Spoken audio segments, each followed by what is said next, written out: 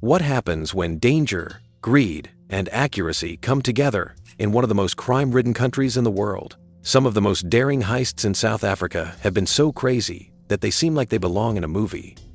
Gangs have attacked airports and warehouses with military precision, while shadowy insiders have stealthily stolen millions from banks and mines. Every operation showed flaws in security, uncovered networks of corruption, and left behind questions that were never resolved. These are the 7 chilliest heists in South African history. Number 7. Sibanye Gold Heist, 2014. One of the most daring inside jobs in South Africa's mining history shook the industry in 2014. Sibanye-Stillwater, one of the biggest gold producers in the country, was the site of a discreet but huge robbery. This robbery, unlike the ones that make the news with and shed, happened in silence and was done by the people who were supposed to protect the country's wealth. Over the course of months, a group of employees managed to steal more than 500 kilograms of gold concentrate, which was subsequently worth 652 million rands. The plan was brilliant because it was so simple. It didn't happen in one night or with a daring raid that stole the gold concentrate. Instead, miners and plant workers came up with a plan to siphon off money over time. They were able to get the stolen goods out of the plant without being caught right away by using hidden compartments, fake paperwork, and changing transportation schedules. Some reports say that trucks were filled with real trash on top to hide the illicit concentrate underneath. Some others say that altered records made it look like everything was normal. Not raw force, but patience, trust, and a deep understanding of the system made it possible for the theft to happen. Authorities were finally able to find the operation's 20 miners and employees, which revealed the inner network that had kept the heist continuing for months. People were arrested, but by then, a lot of the stolen gold had already been cleaned up, sold, and sold again on the black market. It is still unclear how much was actually retrieved, and detectives admit that a major part of the treasure may be lost forever. The Sibanye theft stands out not only because of how much was stolen, but also because it showed how weak South Africa's mining industry is. These mines, which were signs of the country's prosperity, were also easy to attack because management and workers had to trust each other. The theft showed that corruption and cooperation could take millions out of the economy without firing a single shot. Number 6. OR Tambo International Airport Heist, 2006. The Sibanye gold theft showed that people inside a company could steal from it, while the OR Tambo International Airport heist showed the other side of South Africa's criminal creativity. A bold, drawn crime that happened in front of everyone. This was a crime of strategy, intimidation, and military precision. The OR Tambo International Airport in Johannesburg is the busiest airport in Africa and a lifeline for trade, transport, and cargo. It became the scene of one of the most daring cash thefts the continent had ever seen on the night of March 25, 2006. The goal was to steal a package of foreign money that was about to be used on a South African Airways flight. When everything was said and done, an gang of roughly 24 men had stolen almost 100 million rands, a lot of money that disappeared into the night. Not only was the amount of money stolen shocking to detectives, but so was the manner the plot looked to take advantage of the airport's weaknesses. The gang's actions showed that they knew what they were doing. They knew exactly when and where the money would be moved, how it would be protected, and which convoy to stop. People soon suspected airport workers, and during the years that followed, evidence of conspiracy would show that this was not a spontaneous smash and grab. The criminals dressed up as police and security guards and used flashing lights and marked cars to blend in. They had AK-47s and heavy guns. They assaulted the cargo area with military discipline, overpowering real guards and loading the cash into cars that were already there. Witnesses said there was commotion, with men yelling orders, people being thrown to the ground, and a convoy van being stolen in less than a minute. As news spread that a gang with a lot of was moving through one of Africa's biggest terminals, the airport's bustle turned to panic for passengers and staff nearby. The aftermath held South Africa in its thrall for years. There was a nationwide manhunt that led to many arrests, but the judicial process took a long time. Trials went on until 2012, and the people who were accused ranged from hardened criminals to airport workers who were said to have told the gang about the crime. But even though there was a lot of drama in the courtroom, most of the stolen money was never found. Thus, the mystery of where the millions went is still unresolved. People couldn't believe it. How could a gang break into the country's most protected airport and steal so much without being caught until it was too late? For many, it verified what they were afraid of. South Africa's most vital infrastructure was not just weak, but also damaged from the inside. Number 5. SBV, Witbank Depot Robbery, 2014. If the OR Tambo Airport heist left South Africans questioning how the nation's busiest airport could be so easily infiltrated, the events of 2014 pushed that disbelief to new limits, because this time, the breach didn't take place on a runway or inside a cargo bay. It unfolded inside what was supposed to be one of the most secure vaults in the country, an SBV Services Cash Depot in Witbank, also known as Imaleleni. SBV is no small operation. For decades, it has stood as the backbone of South Africa's cash-in-transit industry, moving billions of rands across banks, retailers, and ATMs every single week. Its depots, heavily guarded and fortified, were thought to be virtually untouchable. But in July 2014, that illusion of safety collapsed in spectacular fashion. When criminals proved that sometimes the softest target isn't the armored trucks on the highways, it's the heart of the depot itself. An armed gang was able to get into the Witbank SBV depot late one night, but instead of breaking in with raw force and they used a strategy that shocked both the public and the police. They the guards on duty. Later reports said that sleeping chemicals had been put into food and drink, which knocked out several security guards before anyone had touched the first vault. The criminals went straight for the safe after the personnel were out of the way. They broke into the vault, and in just a few hours, about 87 million rands was gone. No shots were fired. There were no sirens. When morning came, workers woke up confused and with nothing in their hands. People quickly began to suspect people who worked there. It seemed impossible to investigators that such a precise operation could have transpired without help from anyone inside. Guards were vaults were broken into, and trucks were loaded. And they were right. The Hawks, South Africa's top agency for investigating priority crimes, found that the trail traced back to staff at the depot itself. As they looked into it more, it's shocking that even a police reservist was involved in the case. This new information made them even angrier. People who were supposed to protect and move the country's money were revealed to have helped it go missing. For most South Africans, it felt like both the private security business and the police were letting them down. The robbery led to a thorough investigation. The Hawks raided places, arrested a lot of people, and found tiny amounts of money. But most of the 87 million rands just disappeared into the shadows of the black market. Most of that money has never been found. Even now, the people who were apprehended had to go through long trials as the state tried to figure out how far the plot went. Evidence showed that the crime was well planned, involved weeks of observation, and had a network of collaborators that went beyond the depot walls. Even though the thieves were caught, the crime still felt unfinished. Justice felt incomplete, and the millions of dollars that were stolen were still missing. It wasn't simply the huge amount of money that was stolen that got people's attention. It was how it was done. Many of the workers were just regular guards attempting to support their families, but they were turned into pawns and disabled without warning. This robbery was different from fights on highways or bombs at ATMs. It targeted people from the inside out, taking their dignity before taking the money from the vault. It made a lot of people uneasy because it made them wonder what security really meant if workers could be in their own cafeteria. Who could you trust if a police reservist could break his oath and help in one of the greatest depot thefts in South African history? The Witbank SBV robbery is known as one of the most daring depot robberies in South African history, not because of carnage or high-speed escapes, but because it proved how weak even the strongest strongholds might be when people inside turned against them. Number 4. Post-bank cyber heist. Just when South Africans thought the nation's criminals had mastered every form of high-stakes heist, a new kind of threat emerged. If the Witbank depot robbery proved that even the strongest vault could be opened from within, the post-bank cyber heist showed that sometimes criminals don't need or keys at all. They just need a keyboard, a plan, and the nerve to execute it.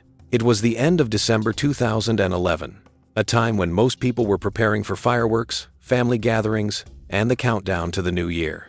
But while the country was distracted by celebration, a group of hackers were quietly engineering one of the most audacious robberies in South African history.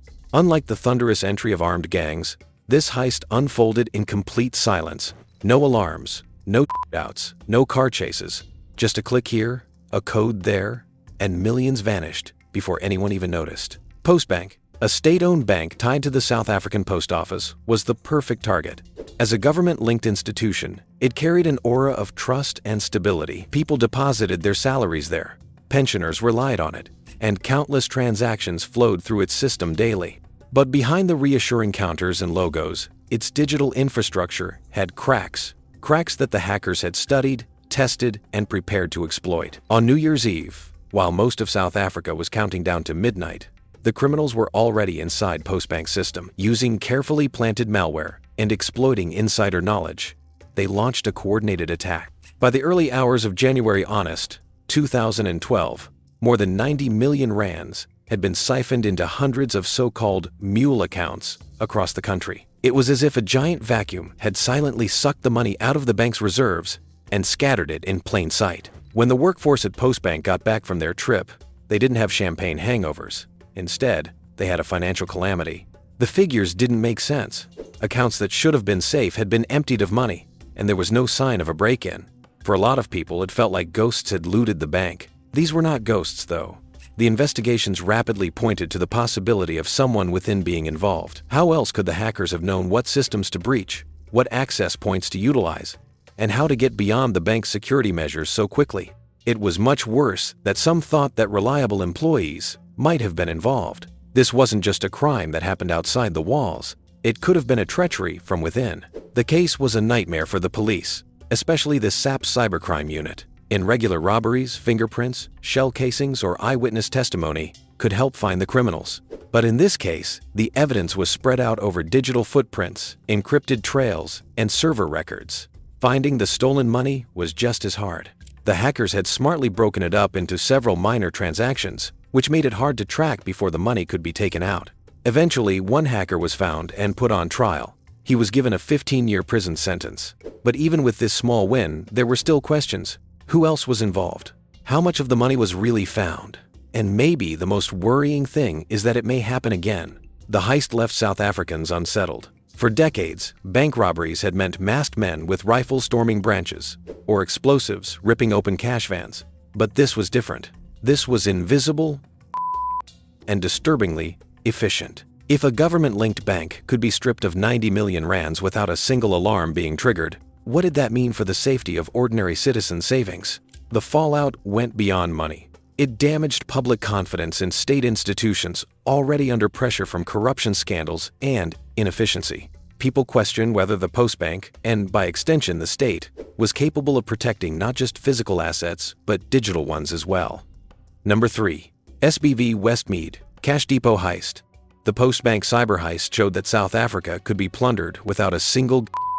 The next case brought the country right back to the ugly reality of bullets, betrayal, and inside men. Hackers weren't the first to use firewalls to get what they wanted. In the mid-1990s, criminals were already showing that greed could get beyond any vault, any uniform, or any oath of duty. And it all came to light in Durban, where one of the most famous cash depot thefts in South African history took place. The scene took place at SBV's Westmead Cash Depository in Pinetown, Durban. This steel and concrete fortress was built to protect the economy's lifeblood, cash.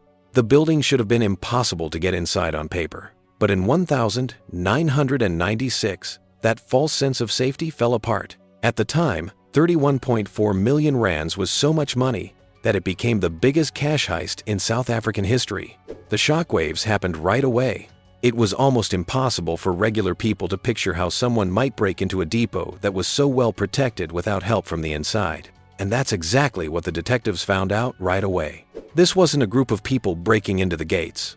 It was a planned betrayal by the people who were supposed to protect the money that was stolen. Even police officers and security guards, who were supposed to defend the law, were directly involved in the crime. The uniforms that stood for power and trust were the perfect cover for organized stealing, which is one of the most blatant displays of corruption. For South Africans in the middle of the 1990s, the news was nothing short of shocking. The country was still fresh to democracy and striving to create trust in new institutions. Then, all of a sudden, there was proof that crime was not only thriving, but also involved insiders.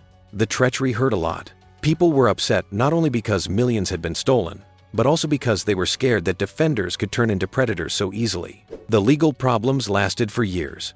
Courtrooms came into battlefields where proof of cooperation among insiders was made clear. Testimonies showed how methodically the robbery was organized, how insiders took advantage of gaps in security procedures, and how carefully the stolen money was moved.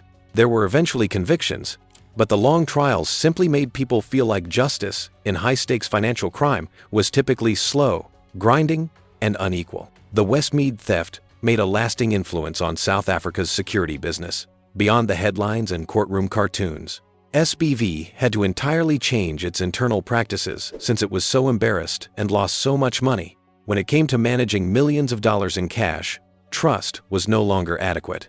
Vetting procedures got stricter, surveillance got bigger, and trust was no longer enough. The robbery showed that people are much more dangerous than poor locks or broken alarm systems. Number 2.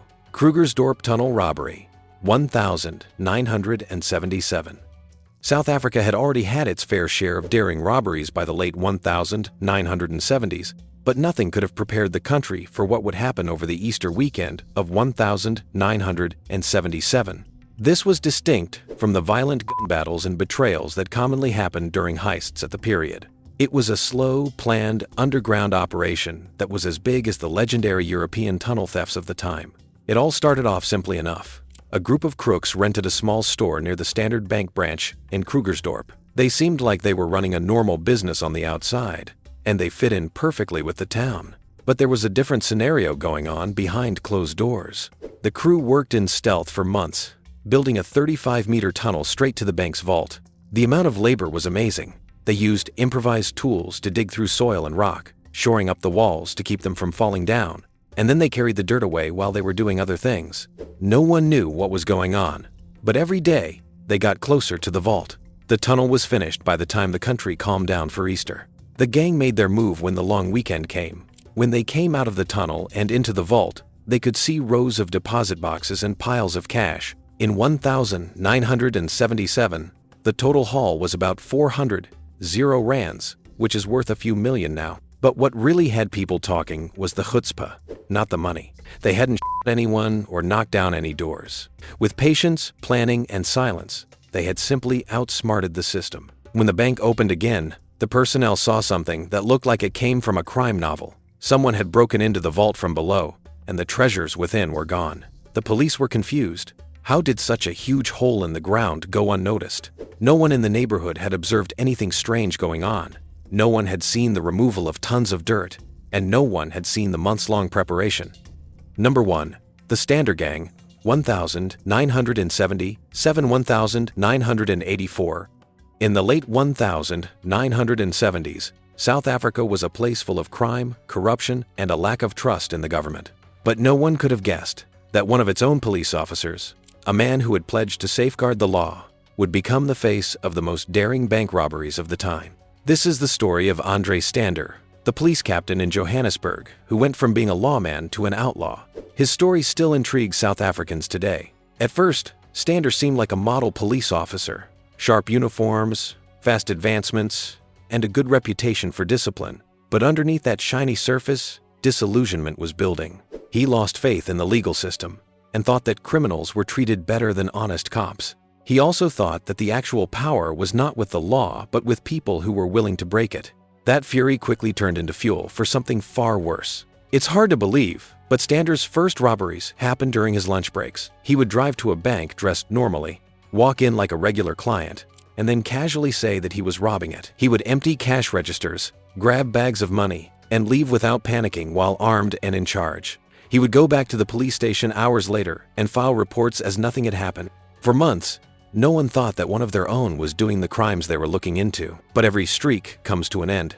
Stander was captured in 1980 and given a 75-year prison sentence. This should have finished his criminal career. Instead, it prepared the way for his biggest change. In 1983, he and some other inmates pulled off a spectacular escape from jail, disappearing into freedom, and formed what would later be known as the Stander Gang. The three of them, Stander, Lee McCall, and Alan Hale, went on a binge that shocked the whole country. They stole from dozens of banks, often hitting more than one in a single day. They handled millions of rand, and their bravery became famous. Stander was really charming. Unlike criminals who don't have faces, People knew he could charm bank workers. He would occasionally talk to them casually before pulling out his gun and demanding money. His bravado, which was almost theatrical at times, made him seem like a folk hero, someone who stood up to a dysfunctional system. But fame brings trouble. The police put more and more pressure on the gang, and by 1984, it was falling apart. During a police raid, Lee McCall was and the other members ran away. Stander rushed away to another country, but his luck ran out in Florida when U.S. Marshals caught up with him. In early 1984, a firefight took his life, ending the story of South Africa's most renowned cop-turned-criminal.